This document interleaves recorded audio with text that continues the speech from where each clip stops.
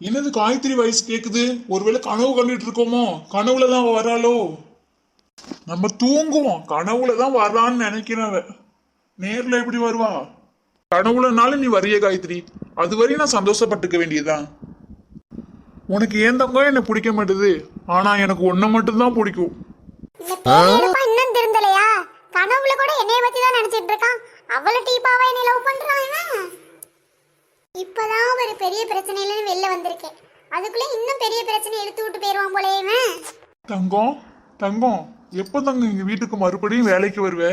உன்னை எப்ப தங்க நான் பாப்பேன்? இப்படியே விட்டு நம்மள காலி பண்ணிடுவான் போல. இவனை சும்மாவே விடக்கூடாது, ஒரு வழி பண்ணிடுறேன். தங்கம் தங்கம், கொஞ்சம் கண்ணை திறந்து பாருங்க.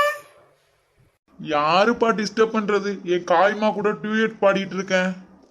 கண்ணை திறந்து பாரு தங்கம், அப்பதானே யாருன்னு தெரியும். யாரு? அத்தாடி, என் பொண்டாட்டி வந்துட்டாளே. என்னது பொண்டாட்டியா? மோவனே நீ செத்தடா நீ. இவ வந்தாலும் பிரச்சனையா இருக்கு, வரலனாலும் பிரச்சனையா இருக்கு. முருகா, இவகிட்ட இருந்து என்னை காப்பாத்துப்பா. அம்மா தாயே, விட்டுடுமா, தெரியாம பொண்டாட்டின்னு சொல்லிட்டோமா, இனி ஒய்ஃப்னே சொல்லிக்கிறோமா. என்னது ஒய்ஃப்னு சொல்லியா? ரெண்டும் ஒண்ணு தாண்டா. ரெண்ணே இப்ப நிக்கிறியா இல்லையா நீ? ஆத்தாடி, எஸ்கேப் ஆயிடணும், மாட்டணும், சக்க புழிஞ்சிடுவா. பாடி, இவ எப்படி திரும்பி வந்தானே தெரியலையே. ஆனா இவ வந்து சந்தோஷமா தான் இருக்கு. ஒரு சைடு ரொம்ப கஷ்டமா வேற இருக்கு. அம்மாவுக்கு என்னால தானே உடம்பு சரியில்லாம போச்சு. அம்மா கிட்ட போய் ஃபர்ஸ்ட் பேசணும், மன்னிப்பு வேற கேட்கணும்.